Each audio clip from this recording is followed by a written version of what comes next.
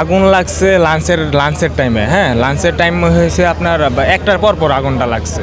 Fire service আনুমানিক আগুন লাগার প্রায় 1 ঘন্টা পরে আসছে। আমি যেটা মনে করি সেটা পরিকল্পিত আগুন ধরানো। আগুন এখনো চলছে। কয়েক হাজার কোটি টাকা ক্ষয় করতে হবে। যদি আরেকটা সিসিটিভি ফুটেজে যদি দেখা যায় যে কিভাবে এটা আগুনটা লাগলো, কই থেকে লাগলো, যারা কালকে ডিউটি অবস্থা ছিল, যারা কালকে ডিউটিতে ছিল, প্রত্যেকজনকে আপনারা ধরেন। প্রথমে লাগছে আপনার ওই যে ওই পাশে 3 নাম্বার গেটে, ওইখান থেকে শুরু করে আস্তে আস্তে তারপরে 2য় নাম্বার গেটে আসছে। এখানে হচ্ছে ওই গার্মেন্টসের যে এক্সপোর্টের মাল থাকে এইখানে। এরপরে এইখান থেকে আস্তে আস্তে এই কেমিক্যালের মধ্যে। আগুনটা তো প্রথমে এত বড় করে ছড়ায় না, যখন আগুনটা ছোট ছিল বা অল্প জায়গার ভিতর ছিল, তখন যদি ফায়ার সার্ভিস টিম ইউনিট, যখন ডিসপোজাল ইউনিট যদি সঠিকভাবে কাজ করতে এবং সঠিক সময় আসতো এবং 8 নাম্বার গেট থেকে ঢুইকা বিমান মাঠে যাওয়া ওইখানে যদি আগুন নিয়ন্ত্রণ করার চেষ্টা করতো, তাই অবশ্যই 100% এটা নিয়ন্ত্রণ করা পসিবল ছিল। ঢাকা এয়ারপোর্টের কার্গো টার্মিনালে যেটা হ্যান্ডেলিং করা হয় যে জায়গাতে, সেই জায়গাতে আজকে আগুন লেগেছে এবং ভয়াবহ আগুন। এটা আমরা the smoke was so intense, honestly speaking very intense ছিল স্মোকটা। এটা প্রশ্ন হলো যে এটা নাশকতা কিনা। আসসালামু আলাইকুম ওয়া রাহমাতুল্লাহি ওয়া বারাকাতুহু। যারা এই মুহূর্তে ভিডিওটি দেখছেন, ভিডিওটি প্লে করেছেন, তাদেরকে অনুরোধ করব দয়া করে পুরো ভিডিও সম্পূর্ণ ধৈর্য সহকারে দেখবেন। খুবই গুরুত্বপূর্ণ এবং অত্যন্ত ইম্পর্টেন্ট ভিডিও নিয়ে উপস্থিত হয়েছি আপনাদের মাঝে। প্রিয় বন্ধুগণ, সম্মানিত বন্ধুগণ, দর্শক শ্রোতা মণ্ডলী, সারা দেশে এখন একটি বিষয় নিয়ে আলোচনা হচ্ছে, কেন মাত্র 5 দিনে এরকম বড় ধরনের অগ্নিকাণ্ডের ঘটনা ঘটে গেল, এখনও পর্যন্ত তদন্তের কোনো আলামতি পাওয়া যায়নি। শাহজালাল বিমানবন্দরের কার্গো ভিলেজে অগ্নিকাণ্ডের ঘটনার পর থেকে নড়ে চড়ে বসেছে অন্তর্বর্তীকালীন সরকার। দেশের ইতিহাসে এই প্রথম বিমানবন্দরে এরকম অগ্নিকাণ্ডের ঘটনা ঘটেছে ভয়াবহভাবে। প্রত্যক্ষদর্শীরা কি বলছে? অনেকে দাবি করছে এই ঘটনাটি পরিকল্পিতভাবে ঘটনা হয়েছে, সুপরিকল্পিতভাবে, ষড়যন্ত্রমূলকভাবে এই অগ্নিকাণ্ডের ঘটনা ঘটানো হয়েছে। অনেকের দাবি, মন্তব্য, এবং কেউ বলছে এটি দুর্ঘটনাবশতভাবে এই অগ্নিকাণ্ডের ঘটনা ঘটে। প্রত্যক্ষদর্শীদের মুখ থেকে আমরা বিস্তারিত জানার চেষ্টা করব। চলুন কথা না বাড়িয়ে আমরা দেখে আসি সত্যিকার অর্থেই শাহজালাল আন্তর্জাতিক বিমানবন্দরে কার্গো ভিলেজে কিভাবে অগ্নিকাণ্ডের ঘটনাটি ঘটল, কেন এই ঘটনার সূত্রপাত হলো, আমরা সেটা দেখি, তারপরে কথা বলি। আশা করি সঙ্গে থাকবেন পুরো ভিডিওটি জুড়ে আপনারা আমাদের। ফায়ার সার্ভিস আনুমানিক আগুন লাগার প্রায় 1 ঘন্টা পরে আসছে। আমি যেটা মনে করি সেটা পরিকল্পিত আগুন ধরানো। আগুন এখনো চলছে। কয়েক হাজার কোটি টাকা ক্ষয় করতে হবে। প্রথম অবস্থায় আপনার আগুন লাগছে প্রায় 1:30 থেকে 2টার মধ্যে আগুন লাগছে। প্রথমে লাগছে আপনার ওই যে ওই পাশে 3 নাম্বার গেটে, ওইখান থেকে শুরু করে আস্তে আস্তে তারপরে 2য় নাম্বার গেটে আসছে। এখানে হচ্ছে গার্মেন্টসের ওই গার্মেন্টসের যে এক্সপোর্টের মাল থাকে এইখানে। এরপরে এইখান থেকে আস্তে আস্তে এই কেমিক্যালের মধ্যে এখন পর্যন্ত এই পর্যন্ত এসে পড়ছে। তো ফায়ার সার্ভিস প্রথম অবস্থায় আপনার প্রায় 2টা-3টার দিকে, মানে 2টা-2:30টার দিকে ফায়ার সার্ভিস এখানে আসছে। যখন পুরোপুরি আগুন মানে পুরো বিল্ডিংয়ে ছড়াই গেছে তখন আসছে। আসার পরে তারা হুড়া করে সবাই মনে করেন যে এক পাশ থেকে দৌড়াদৌড়ি করে ওই পাশ থেকে আগুন দেখানো শুরু করছে। এখন পর্যন্ত মানে এই পর্যন্ত আসছে আর কি। আমি এইখানে 1:30 বাজে আগুন লাগছে। আমি তো শুরু থেকেই এখানে 1:30টার সময় আগুন লাগছে। সর্বপ্রথম আগুন লাগছে ওই পাশে 3 নাম্বার গেটে, 1 নাম্বার গেটে, এক্সপোর্টের 1 নাম্বার গেট থেকে শুরু করে ওইখানে প্রথমে অল্প একটু আগুন লাগছিল। অল্প একটু আগুন লাগাতে ওইখানে প্রথম কেউ খেয়াল করে না, মানে গোডাউনের ভিতরে, আজকে তো বন্ধের দিন, গোডাউনের ভিতরে প্রথম কেউ খেয়াল করে নাই। পরে আস্তে আস্তে আগুনটা যখন বড় হয়েছে তখন খেয়াল করছে। খেয়াল করার পরে আস্তে আস্তে ওই 1 নাম্বার গেট থেকে 2 নাম্বার গেটে আসছে, যেখানে আপনার গার্মেন্টসের মালামাল থাকে। ওইখানে যখন বড় হয়েছে তখন ফায়ার সার্ভিস কল করা হয়েছে। তখন প্রায় আপনার আনুমানিক 2:30 কিংবা 2:30 অথবা 3টা এরকম হবে। ফায়ার সার্ভিস আনুমানিক আগুন লাগার প্রায় 1 ঘন্টা পরে আসছে। মানুষের ক্ষয়ক্ষতি বলতে সবাই তো ভিতরে তেমন কেউ ছিল না। আমি আমাদের এই যে ইউনাইটেড গ্রুপে ম্যানেজমেন্ট আছে। আমার নাম রিফাত। আমার অফিস থেকে যখন ফোন দিচ্ছিল তখন আমাদের এখানে অনেক মালামাল আছে, প্রায় 50 কোটি টাকার মালামাল আমাদের আছে হেলথকেয়ার ফার্মাসিউটিক্যালে। তো অফিস থেকে ফোন দিয়েছিল, পরে আমরা শুনে আসলাম, ভিতরে এসে দেখি যে এখানে প্রথম কুরিয়ারের ইউনিটে ধরছিল। কুরিয়ার থেকে সূত্রপাত হয়ে মানে দ্রুত এদিকে কেমিক্যাল গোডাউনে ছড়াই যায়। আমার বিশ্বাস এটা পরিকল্পিত, না হলে এত দ্রুত আগুন, এর আগেও তো 16 সালে কুরিয়ারে ধরছিল, এইভাবে আগুন ছড়ায় নাই। এটা আমি যেটা মনে করি সেটা পরিকল্পিত আগুন ধরানো। আগুন এখনো চলছে। মানে কত টাকা ক্ষয়ক্ষতি হয়েছে? এটা কয়েক হাজার কোটি টাকা ক্ষয় করতে হবে। এখানে কতগুলো কোম্পানি রয়েছে? এখানে কয়েকশো কোম্পানির মেটেরিয়াল আছে, কয়েকশো কোম্পানি, গার্মেন্টস দিয়ে, কেমিক্যাল দিয়ে, ফার্মাসিউটিক্যাল দিয়ে। এখানে গার্মেন্টসের সুতা থাকে, র মেটেরিয়াল থাকে, গার্মেন্টসের মেশিন থাকে, ফার্মাসিউটিক্যালের র থাকে, মেশিন থাকে, এমনি আছে কমার্শিয়াল আইটেম থাকে কিছু, সব জাতীয় আছে। হ্যাঁ, আপনাদের কোম্পানির কি নাম কি? Health care pharmaceutical. কত টাকার মালামাল ছিল বলে? আমাদের আশা করছি মানে মিনিমাম 30 থেকে 40 কোটি টাকার মাল ভিতরে আছে। আপনার নাম কি? মোহাম্মদ তহিদুর রহমান। কোন পোস্টে চাকরি করছেন? আমি সিএনডি কমার্শিয়ালে হেলথ কেয়ার ফার্মাসিউটিক্যাল। আজকে ছুটির দিন না হলে হয়তো আরো হতাহত হতো, অনেক হয়তো মানুষ ক্ষয়ক্ষতি হতো, মানুষ মারা যেতে পারতো। কিন্তু এমনিতে আজকে বন্ধের কারণে শুক্র শনিতে গভর্নমেন্ট ছুটি, অল্প পরিসরে খোলা থাকে, যার কারণে ক্ষয়ক্ষতি হয়তো মানুষ মরে নাই, কিন্তু শুধু পণ্যের উপর দেখেছে। আপনারা কি মনে করেন এটা কোনো পরিকল্পনা কিনা? আমার মনে হয়, আমার বিশ্বাস এটা পরিকল্পিত, কারণ এইভাবে আগুন ছড়ানোর কথা না, কারণ কুরিয়ার গোডাউন থেকে কেমিক্যাল গোডাউন অনেক দূরে, এটা এত দূরে তো আগুন ছড়ানোর কথা না। আমার বিশ্বাস এটা পরিকল্পিত। বন্ধের দিনে কেন হয়ে গেল? হ্যাঁ, এটা বন্ধের দিনে কেন হলো, এটা আমার সবারই প্রশ্ন একই, বন্ধের দিনে কেন হলো? ওটা অন্য দিনে হলে তো এতভাবে দ্রুত ছড়াইতো না, মানুষজন ছিল, এখানে তো আগুন অনেক কিছু আছে, ফায়ার সার্ভিসের অনেক যন্ত্রপাতিও আছে ভিতরে। আগুন লাগছে লাঞ্চের টাইমে। হ্যাঁ, লাঞ্চের টাইম হয়েছে আপনার 1টার পর আগুনটা লাগছে। তো এখন বাজে কয়টা? এখন বাজে 9:30। হ্যাঁ, তবে হাস্যকর বিষয় যেটা হচ্ছে আপনার যে বাণিজ্য উপদেষ্টা না, বাণিজ্য উপদেষ্টা বলে গেছে আগুন নাকি পুরোপুরি নিয়ন্ত্রণে আছে। কিভাবে নিয়ন্ত্রণে? আমরা তো শুরুটা আমরা দেখছি, শেষটাতেও আমরা আছি, আমরা দেখতেছি নিয়ন্ত্রণে কোথায় নাই তো, সব পুরা শেষ। এখন এসে বলেছে নিয়ন্ত্রণে। মালামাল যা আছে ভাই, এখানে কোটি কোটি টাকার মাল, সব মাল নষ্ট হয়েছে। যে প্রথম চান্সে আগুনটা লাগছে এই সাইড থেকে, কুরিয়ার গেট থেকে আগুনটা লাগছে। তখন যদি যে ফায়ার সার্ভিস, এই যে বাইরে ফায়ার সার্ভিস বাদ দিয়ে রানওয়েতে কিন্তু ভাই 3 থেকে 4টা ফায়ার সার্ভিসের গাড়ি অলওয়েজ থাকে, এটা আপনারা জানেন, কারণ বিমান ল্যান্ড করলে একটা ফায়ার সার্ভিসের গাড়ি ওই জায়গাতে ইনস্ট্যান্ট থাকে। ওরা কি করছে? ওরা কোনো উদ্যোগ নেয় নাই। প্রথম চান্সে ওরা কোনো উদ্যোগ নেয় নাই, নিলে আগুনটা বড় হইতো না। আর বড় যেহেতু হয়ে গেছে, ফায়ার সার্ভিসের গাড়িগুলো বাইরে আটকানোর কি দরকার ছিল? ওরা আটকে দিছে একটাই কারণ জানতে চাইলে বললে যে পারমিশন লাগবে, ডিসি পারমিশন, যারা সিনিয়র কর্মকর্তা যারা আছে তাদের পারমিশন লাগবে। হ্যাঁ, এদিকে পারমিশনের জন্য গাড়িগুলো আটকে আছে, আর এদিকে সব পুরা গেছে। যদি এমনটা হইতো, শুরুটা হয়েছে কুরিয়ার গেট থেকে। বান্ডেল থাকলে প্রতি সেনমানিতে টাকা বাঁচবে। বিকাশ সেনমানি বান্ডেল কিনে জীবন প্রতি লেনদেনে কুরিয়ার গেট থেকে শুরু হয়েছে। হ্যাঁ, তখন যদি 1 নাম্বার গেটটা যদি খোলা দিত, 1 নাম্বার গেটে কিছু মাল আছে আমরা বের করে ফেলতে পারতাম, যেহেতু এটা সরকারি কাজ, সরকারের লোকেরই পারতো এটা করতে। ঠিক আছে, এটাও ওরা করে নাই, গেট বন্ধ রাখছে। আমাদের কিছু স্টাফরা যায় গেট একটা ভাঙছে। হ্যাঁ, মানে এগুলো হচ্ছে কি, এগুলো করছে আমরা করছি। আর হচ্ছে যদি 1 নাম্বার গেটটা যদি গেট খুলে দিত, তাহলে প্রথম চান্সে আগুন এত বড় হয় না। আপনারা আমার কাছে ভিতরে ফুটেজ আছে, ভিতরে গোডাউনে, হ্যাঁ, দেখলে বুঝতে পারতেন আগুনটা ছিল ছোট, কিন্তু বড় হয়ে গেছে কিছু গাফলতির কারণে। আমার দায়িত্ব আছে এখানে, আপনার আছে, যারা আছে, আমরা এখানে এয়ারপোর্টে যারা বিজনেস করে সবাই আছে। হ্যাঁ, তবে আটকা দিছে এখানে গেটের লোকেরা, যারা এই গেটের যারা দায়িত্বে ছিল, ওরা আটকা দিছে গাড়িগুলো ঢুকতে পারে নাই। পানির লাইন, হ্যাঁ ভাই, বলছে যে 4টা ফায়ার সার্ভিসের গাড়ি 4টা ভিতরে আছে। হ্যাঁ, এগুলো কিন্তু সবসময় থাকে। ওদের নাকি পানি শেষ হইলে না ভাই, এইখানে পানি লাইন আছে, এই লাইনে, এই ফুটপাতে কিন্তু 3টা লাইন আছে পানি, এখান থেকে পানি নিতে পারে। আমাদের পুকুর আছে, ওই পাশে ভিতরে আছে, হ্যাঁ, পানি আছে। তারপর ওরা বলছে নাকি পানি শর্ট, কিন্তু গাফলতি এটাই, ওরা গাড়িগুলো ঢুকতে দেয় নাই। আমরা ছিলাম, আমরা দেখছি, আমরা সবই দেখছি। এইখানে গেটে ঢুকতে দেয় না, তাদের তো কিছু রুলস নিয়ম নীতি আছে, ওরা ঢুকতে দেয় নাই। তাদের লাগবে, ওই যে পারমিশন লাগবে, পারমিশন। ফায়ার সার্ভিসের গাড়িগুলো ঢুকতে দেয় নাই ভাই, ফায়ার সার্ভিসের গাড়ি আমরা দেখছি, এখনো দেখতেছি। এই যে বাণিজ্য উপদেষ্টা বলে গেছে আগুন নাকি নিয়ন্ত্রণে, এটা তো দেখলাম কি নিয়ন্ত্রণে, এই যে আপনারা দেখেন।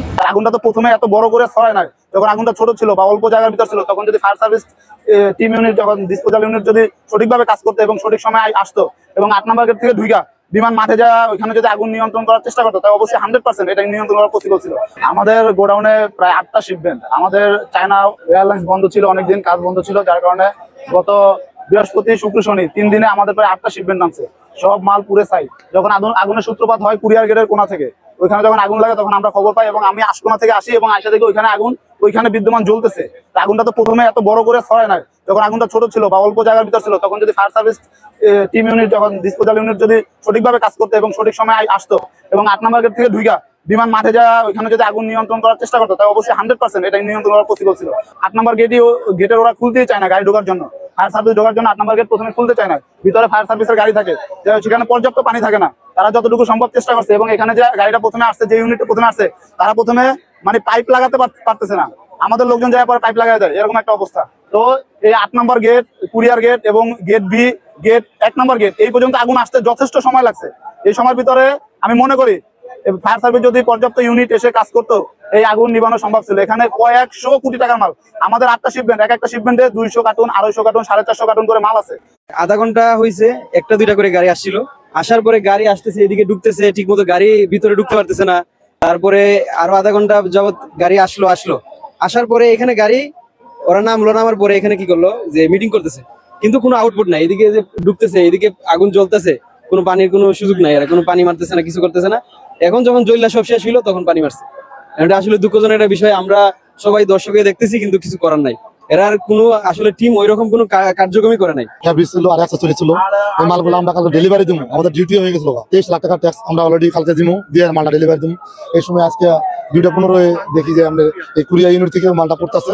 এইখান থেকে শুরু হয়ে আমরা পূর্ণাঙ্গ একবারে পুরা ছাই হয়ে গেছে। আমাদের এখানে 20 কোটি টাকা মাল আসলো। এখানে আমাদের একটা মাল আসলে আপনার 17,000 সি হয়েছে, আর একটা মাল আসলে আপনার $2,000। আর আমাদের 97 রুল মাল ছিল, 65 রুল মাল ছিল, 50 রুল মাল ছিল, কুরিয়ার অনেকগুলো মাল ছিল, সব মাল পুরা গেছে। আমাদের কালকে গার্মেন্টসের লোক আসছে, ওনারা আইসে দেখতে আসছে যে মালটা আসলে আছে কিনা। এদিকে মাল পুরা ক্লিয়ার, আর কোনো মালটা নাই আমাদের। এই আগুনটা আমাদের কার্গো 1, 2, 3 এই পুরা গেট এবং রানওয়ের পাশে যে রক্ষিত পণ্যগুলি ছিল, কেমিক্যাল গোডাউন পর্যন্ত, একদম কার্গোর দক্ষিণ শেড পর্যন্ত চলে যায়। এর আগ পর্যন্ত সিভিল এভিয়েশন এবং ফায়ার সার্ভিস এই আগুনটা এখানে রোধ করতে পারতো বলে আমি দাবি করি। তো এটা করলে আজকে দেশের যে ক্ষতি হলো, আজকে বাংলাদেশে আগামী দিন থেকে বাংলাদেশের অর্থনীতি একদমই মঙ্গল হয়ে পড়বে আমি বিশ্বাস করি। আমাদের সিএনএফ এজেন্টের এবং আমদানিকারকদের ক্ষতির পরিমাণ নির্ণয় করার মতো ভাষা আমার আসলে জানা নাই। সবাই আসলে রাস্তায় বসে যাবে, সবাই ভিক্ষা করে খেতে হবে, এক অর্থে যদি বলতে চাই। আমরা শুনছি, আমরা আজকে আমাদের অফ ডে, আমরা অফিসে ছিলাম। অ্যাকচুয়ালি অফিসে আমরা খবর পাই ঠিক 1:45-র দিকে। 1:45-র দিকে খবর পেয়ে আমরা আসি দেখছি এই অবস্থা। তবে ফায়ার সার্ভিস যে অবস্থা, এখানে কার্গো ভিলেজের যে অবস্থা, এই অবস্থার মধ্যে ফায়ার সার্ভিস কতটুকু কি করতে পারতো আসলে আমরা নিরুপায়। আমাদের অনেক মাল ছিল, যে মালগুলো আমরা ডেলিভারি দিতে পারি নাই। আজকে প্রোগ্রাম ছিল, আজকে আগামীকাল দিতাম, কিন্তু আমরা দিতে পারি নাই। আমরা অনেক অনেক অনেক ক্ষতির সম্মুখীন হয়েছি। আনুমানিক এখানে আসলে এক কথায় বলা যাবে না, আনুমানিক এখানে অনেক ধরনের মাল আছে। কারণ এখানে ডিসক্রিপশনের মাল যদি বলি, আমি এখানে 1 নম্বর ফ্যাব্রিক আছে, স্যাম্পল আছে, তারপরে র মেটেরিয়ালস আছে, পার্টস আছে, কেমিক্যাল আছে, আরো বড় বড় ইন্ডাস্ট্রির মাল আছে এখানে। অ্যাকচুয়ালি সেই হিসাবে বললে মানে কত টাকার এটা আপনি নিশ্চয়তা মানে দেওয়া যাবে না, এটা বলতে পারবে না, কেউ বলতে পারবে না। কিন্তু আমরা দেখতেছি ডলার করতেছে, হাজার হাজার কোটি টাকার ডলার। বাংলাদেশের প্রায় আজকের এই আগুন আসলে অর্থনৈতিক ভাবে এখন বর্তমানে পরিবার করার মতো অবস্থা নাই। কয়েক হাজার কোটি টাকা দেশের অর্থনৈতিক ধ্বংস, ক্ষতিগ্রস্ত। আর আমরা যারা ব্যবসায়ীরা আছি, ব্যবসায়ীরা একদম কত বসে যাবো, একদম কত বসে যাবো, আমাদের কোনো কিছু নেই। আর এখানে বাংলাদেশের ইম্পোর্ট সেকশন, এটা এখানে আপনি গার্মেন্টসের তুলা হইতে, অ্যাকসেসরিজ হইতে, মোবাইল, ইভেন আপনার অর্থনৈতিক মেডিসিন, হ্যাঁ মেডিসিন, কেমিক্যাল, ইভেন তারপরে যে মোবাইল অ্যাকসেসরিজ, ইভেন হার্ডওয়্যার, কম্পিউটারের সরঞ্জাম, মানে অ্যাকসেপ্ট আদারওয়াইজ সকল বাংলাদেশ যত ইম্পোর্ট আইটেম আছে সব এখান থেকে ইম্পোর্ট হয়। এটা গাফলতি আমি বলবো। আগুন যত লাগছে ফার্স্ট টাইম আগুনটা ইভেন জন্য বাংলাদেশ বিমান যদি সাথে সাথে এটার বিরুদ্ধে এটার মানে সমাধানের জন্য পর্যাপ্ত পানি ব্যবস্থা আছে এয়ারপোর্টে, আপনি জানেন এয়ারপোর্টে সকল কিছু আছে। ফার্স্ট টাইম যদি ওরা অ্যাকশন নিত তাহলে এটা কুইকলি সমাধান হয়। এখানে আসলে যে পরিস্থিতি এখন আর বলার মতো ভাষা নাই, যে এখানে আমাদের আমদানিকারকের কয়েকশো কোটি টাকার মালামাল আছে। এখন আমাদের এইখানে সবচেয়ে বড় জিনিস হলো এই মালামালের সঙ্গে আরও বেশি যুক্ত হয়েছে এখানে আমদানি যে এই এক্সপোর্টের যে অর্ডারগুলো আছে, অর্ডারগুলো যদি ক্যান্সেল হয়ে যায়, সর্বোপরি আমরা অপূরণীয় একটা ক্ষতির মধ্যে পড়ে গেছি। এটা ভাষায় প্রকাশ করার মতো না। আমরা শুধু এইখানে শুধু মালের যেমন ক্ষতি হয়েছে, তদুপরি হচ্ছে এখানে এর সঙ্গে এয়ারপোর্ট রিলেটেড যত ব্যবসা বাণিজ্য আছে, যত রকমের লোকজন আছে, সবাই এর জন্য ক্ষতিগ্রস্ত। আল্লাহ হেফাজত করুক, দ্রুত যাতে আগুন নিভে যায়, আল্লাহ গায়েবী খাজানা থেকে রক্ষা করুক, এছাড়া আর কিছু বলার নাই। আপনার কত টাকা মালামাল ক্ষতি হয়েছে? আমাদের এখানে প্রায় এখন বোঝা যাবে ব্যাপার দেখলে মিনিমাম 100 কোটি টাকার মতো পণ্য আছে আমাদের ইয়াংওয়ান গ্রুপের। মানে সবই তো আমরা আরো বিভিন্ন ইয়ার আছে, অনেক পণ্য আছে, অনেক 3টে শিপের ভিতরে আমার একটা শিপের 79 লাখ টাকা ট্যাক্স দেওয়া হয়েছে, ডিউটি দেওয়া হয়েছে। আমার 2টি শিপের অ্যাসেসমেন্ট প্রক্রিয়া দিন। আমি 3টের সময় শুনে আমি এখানে দৌড় দিয়ে চলে আসছি যে কী অবস্থা। প্রথমে এখানে আগুনটা লেগেছে, আমি জানতে পারি নাই, আপনাদেরকে জানলাম যে আপনাদের মাধ্যমে জানতে চাচ্ছি যে কীভাবে সূত্রপাত হয়েছে। আসলে আমি শুনলাম যে এইটুকু যে কুরিয়ার ইউনিটে আগুনটা লাগছে, স্কাইপ ইন্টারন্যাশনাল থেকে মূলত আগুনটা, এবং এসি ব্রাস্ট করে এসি পাইপে আগুন লাগে, এরকম ঘটনাটা শোনা মাত্র। তারপরে আপনার এখানে প্রায় কোটি টাকার পণ্য ছিল।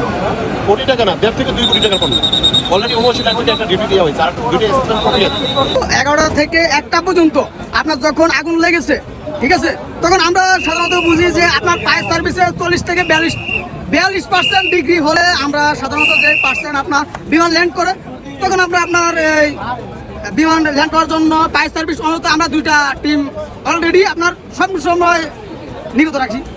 তো তাহলে আপনার 11টা থেকে 1টা পর্যন্ত যখন আপনার আগুন লেগেছে, তখন আমরা কোনো একটা ফায়ার সার্ভিস পাই নাই।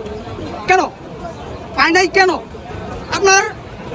আপনার টিকা আছে, পোলিও টিকা আছে, আমাদের কার্গো যে গাড়িগুলো আছে সব গাড়িগুলো আপনার দেখা গেছে যে আপনার আজকে 3টা টিম আপনার ল্যান্ড করার কথা, 9:30 বাজে অলরেডি আপনার ল্যান্ড করছে। তো তাহলে আপনার কার্গো আমরা যে আপনার ফায়ার সার্ভিসগুলো রাখিছি সেগুলো যদি আপনার কাজ না করে তাহলে তো আমাদের কোনো লাভ নাই, আমরা পুরো তো আমরা ব্যর্থ। আগুন নিয়ে খেলাধুলা শুরু হয়েছে কিনা এ নিয়ে কিন্তু সাধারণ জনমনে একটা প্রশ্ন খুব বড় আকারে দেখা দিচ্ছে দিন দিন। এত বড় একটা আগুন, এটাকে কিভাবে দেখছেন? অন্য জায়গার ক্ষত শুকায়নি, মিরপুর, ইপিজেড আর অনেক জায়গায় ঘটলো, তাহলে এইটা জানার পরে যারা দায়িত্বপ্রাপ্ত তাদের তো সব জায়গায় আরো সতর্কতা দরকার। প্রেস সচিব তো এত কুইক রিয়াক্ট করার কোনো প্রয়োজন নেই, আর প্রেস সচিবকে ফোন করে তো আর কেউ নাশকতা করতে যাবে না। তা আপনাকে আমি ফোন করে গেলাম, অথবা আপনি জেনে রাখেন নামটা পাল্টিয়ে বললো যে আমি গেলাম, আপনি পারলে ঠেকান, সেটা সেরকম তো হবে না। আর একটা প্রেস সচিবের কাজও না এটাকে রিয়াক্ট করা।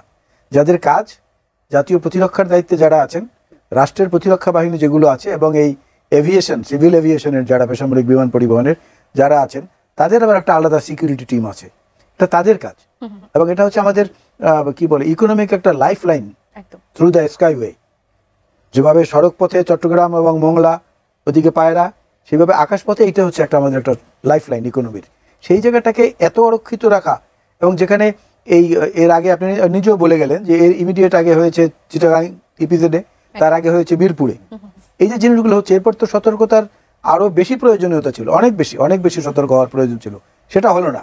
এখন যদি কেউ প্রশ্ন করে বা কেউ বলে যে নাশকতার গাড়ির চেষ্টা করা হলে, চেষ্টা যে হয়নি এ কথাটা উনি কি করে বলেন? এত তাড়াতাড়ি প্রেস সচিবের এটা বলা ঠিক হয়নি। আর একটা হচ্ছে যে এই একটা ছবি দেখেছিলাম, ঢাকায় বাংলা ছবি, ছবিটার নাম ছিল আগুন নিয়ে খেলা। অনেকদিন আগে আমরা দেখেছি, খুব পপুলার, খুব হিট ছায়া ছবি ছিল তখন এটা।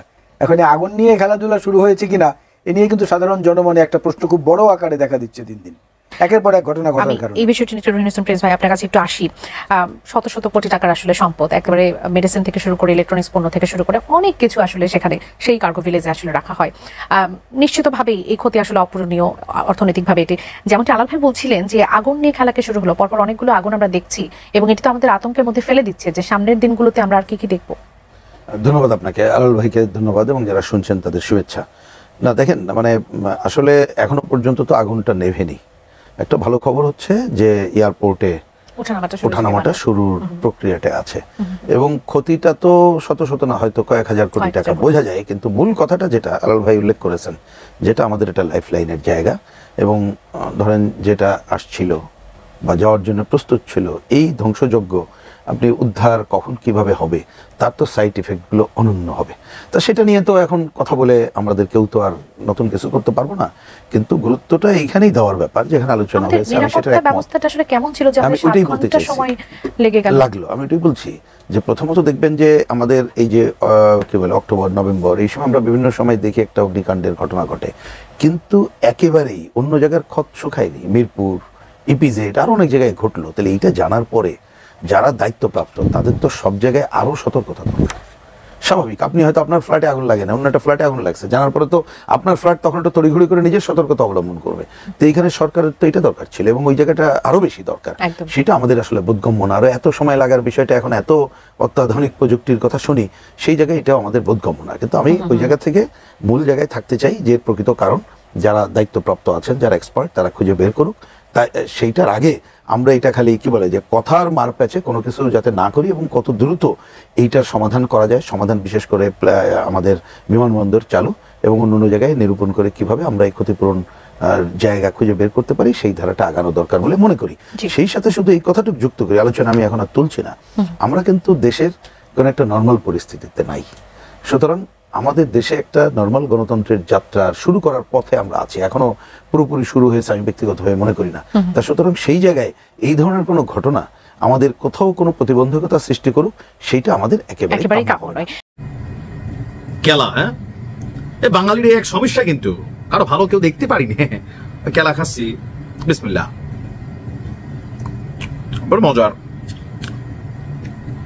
আমি চিন্তা করতেছিলাম ক্যাপশনটা কি দিব, তো আমি কেলা খাচ্ছিলাম আর ভাবতেছিলাম শফিক ভাইয়ের এই পোস্টটা আমার কেলা খাওয়া পর্যন্ত থাকবে নাকি থাকবি না। তো সত্যি বলছি ভাইডি, কেলাটা বাকিটা পরে খাই নাকি। কেলা খাওয়ার আগে শফিক ভাইয়ের পোস্ট নাই হয়ে গেছে। দই ফুচকা ঢাকা শাহজালাল আন্তর্জাতিক বিমানবন্দরে যখন আমাদের ফায়ার ফাইটাররা আহত হচ্ছিল, আন্তর্জাতিক বিমানবন্দরে যখন সারা দেশের মানুষের কনসার্ন ছিল আগুনটা কি নিভলো নাকি নিভলো না, শফিক ভাই ওই মুহূর্তে ঢাকাতে একটা দই ফুচকার দোকানে গিয়া তিনি দই ফুচকার জন্য অপেক্ষা করতেছিলেন। ওই দোকানটা আবার 8টার আগে বন্ধ হয়, তার মানে তিনি 7টার কাছাকাছি সময় গেছেন, যাইয়া সিরিয়াল অপেক্ষা করতেছেন। তখন কিন্তু এয়ারপোর্টে আগুন জ্বলতেছিল। এখন খিদা তো লাগতে পারে, মনুষ্য জাতি। এখন এয়ারপোর্টের থেকে কত দূর আসলে ওই ফুচকা দোকানটা সেটা আমার জানা নেই ভাই। তো সম্ভবত আমার মতন আমি যেমন ক্যাপশন চিন্তা করতেছিলাম, খাবার নাম হলে আবার খাতি হয়, শফিক ভাই মনে হয় চিন্তা করতেছিল আগুনকে নিয়ে কি করা যায়, কারাই আগুন দিল। একের পর এক অগ্নিকাণ্ড এই দেশে ঘটতেছে। ওইদিন আমাদের কি বলা হয় যে আন্তর্জাতিক অপরাধ ট্রাইব্যুনালের যিনি প্রধান কৌশলী আছেন প্রসিকিউটর তাজুল ভাই, তিনি বলতেছিলেন আগামী এক সপ্তাহ দেশে অনেক কিছু ঘটবে। এখন এইটা ঘটবে নাকি অন্যটা ঘটবে সেটাও জানি না। শফিক ভাইয়ের নিচে কনফিউশন। দই ফুচকা খাই তিনি ব্রেইনের বাতি জ্বালাইতে গেছেন, কিন্তু যেই মাত্র তিনি সারা বাংলাদেশের মানুষ এই দৃশ্যপট দেখা গালাগালি শুরু করছে, ওনার যে শরীরে চেতনা আছে, অনেকে মনে করেন যে উনি কথা বলে কর্মকাণ্ড করে ওনার চেতনা নাই বা উনি বোঝেন না, উনি কিন্তু আসলে বোঝেন। গালি মনে হয় অল্প কয়েকটা পড়ছে, পরে দেখলাম যে আস্তে করে পোস্টটা ডিলিট করে দিছে। কিন্তু শফিক ভাই আমি একটা কথা বলি, you are very responsible person right now. আপনি সরকারের খুবই গুরুত্বপূর্ণ একটা দায়িত্ব পালন করেন। আপনার বোঝা উচিত ছিল যে আজকের দিনে আপনি দই ফুচকা খাইতে গেছেন, ক্ষুধা লাগছে, ফাইন, কিন্তু এটা নিয়ে যেই বড় ইংলিশ স্ট্যাটাস দিচ্ছেন, এখন কি বিদেশিরা এসে যেন দই ফুচকা খায়, এটাও হইতে পারে দেশের রেমিটেন্স বাড়বে।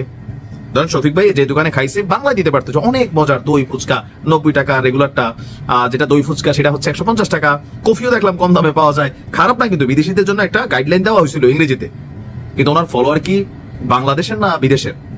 ওনার এই ইংরেজির মিনিংস বের করতে গেলে বহুত লোকের দাঁতের চাপা চোপা খিলা যাবে। তারপর ওনারা শিক্ষিত মানুষ, ইংরেজিতে না দিলে হয় না। এর আগে তিনি ইন্টারন্যাশনাল মিডিয়াতে কাজ করছেন। তো যাই হোক, সম্ভবত বিদেশিদের কাছ থেকে আমাদের এই রেস্তোরাঁটাকে পরিচয় করাইয়া কিছু রেমিটেন্স কালেকশনে ট্রাই করতেছিলেন। যাই হোক, ভালো উদ্দেশ্যে নিশ্চয় করছেন। আপনি যেই মুহূর্তে পোস্টটা দিতেছিলেন তখন পর্যন্ত আমাদের ফায়ার ফাইটাররা লড়াই করতেছিল।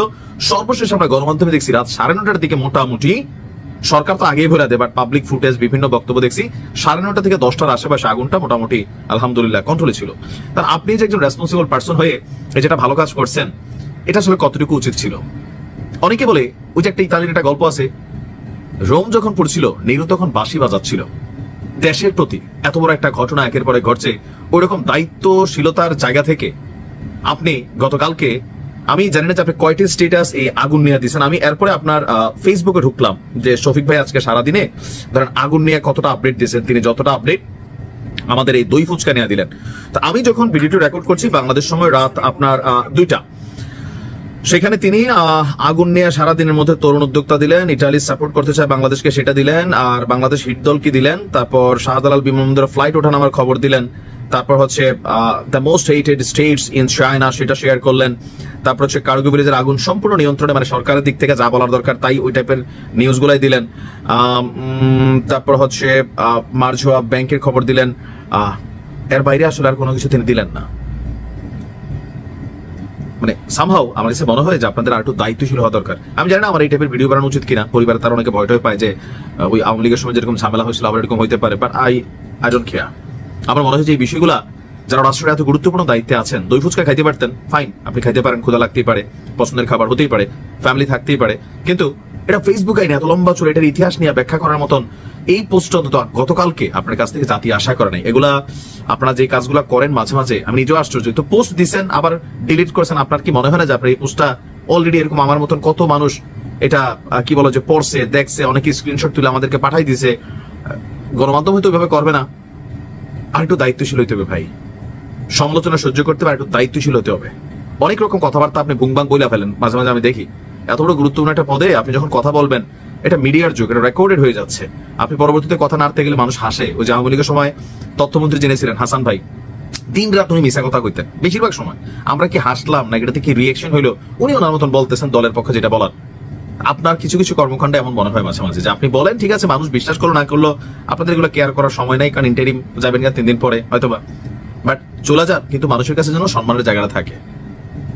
আশা করি আপনি আপনার ওই পোস্টের জন্য সুন্দর করে একটা পোস্ট দিবেন যে আপনি এই বিষয়টা উচিত হয় নাই, তাহলে মানুষ আপনাকে নিয়ে সমালোচনা বন্ধ করে দিবে। ভালো থাকুন।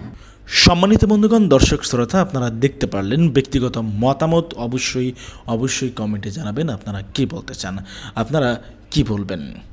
সম্মানিত বন্ধুগণ, দর্শক শ্রোতা মণ্ডলী, আপনারা অবশ্যই কমেন্ট করে লিখে জানাবেন আপনাদের কি মনে হয়, আপনারা কি ভাবছেন। আপনারাও কি মনে করছেন ঢাকার হজরত শাহজালাল আন্তর্জাতিক বিমানবন্দরের কার্গো ভিলেজে লাগা আগুনের পিছনে অন্য কোনো রহস্য রয়েছে, এটি পরিকল্পিত হতে পারে বলে আপনারা কি ভাবছেন? অবশ্যই সেটি জানাবেন আপনারা কি মনে করেন। আমি তো মনে করি ভাই এটি দুর্ঘটনা হতে পারে, এটি দুর্ঘটনামূলকভাবে ঘটনা হতে পারে। দেখা যাক, সরকার নাশকতার প্রমাণ খুঁজছে। অবশ্যই এর পিছনে যদি পরিকল্পিতভাবে ষড়যন্ত্রমূলকভাবে এই অগ্নিকাণ্ডের ঘটনা হয়, সেটি বেরিয়ে আসবে তদন্তে। প্রিয় দর্শক শ্রোতা মণ্ডলী, আপনারা জানাবেন আপনাদের কাছে কী মনে হচ্ছে। আজকের মতো বিদায় নিতে চাই, তবে একটা কথা বলতে চাই, পরপর যেই 5 দিনে 3 জায়গায় ভয়াবহ অগ্নিকাণ্ডের ঘটনা ঘটল, চট্টগ্রাম, মিরপুর, এবারে বিমানবন্দর, লক্ষণ কিন্তু ভালো নাই। সতর্ক থাকতে হবে অন্তর্বর্তীকালীন সরকারকে। এই ঘটনাগুলো কেন ঘটছে সেটা খেয়াল রাখতে হবে। প্রিয় দর্শক শ্রোতা মণ্ডলী, ভালো থাকবেন। আমাদের চ্যানেলে নতুন হলে চ্যানেলটা সাবস্ক্রাইব করে পাশে থাকা বেল বাটনটি অবশ্যই ক্লিক করে রাখবেন পরবর্তী আপডেট সবার আগে পাওয়ার জন্য। আল্লাহ হাফেজ। আসসালামু আলাইকুম ওয়া রাহমাতুল্লাহি ওয়া বারাকাতুহু।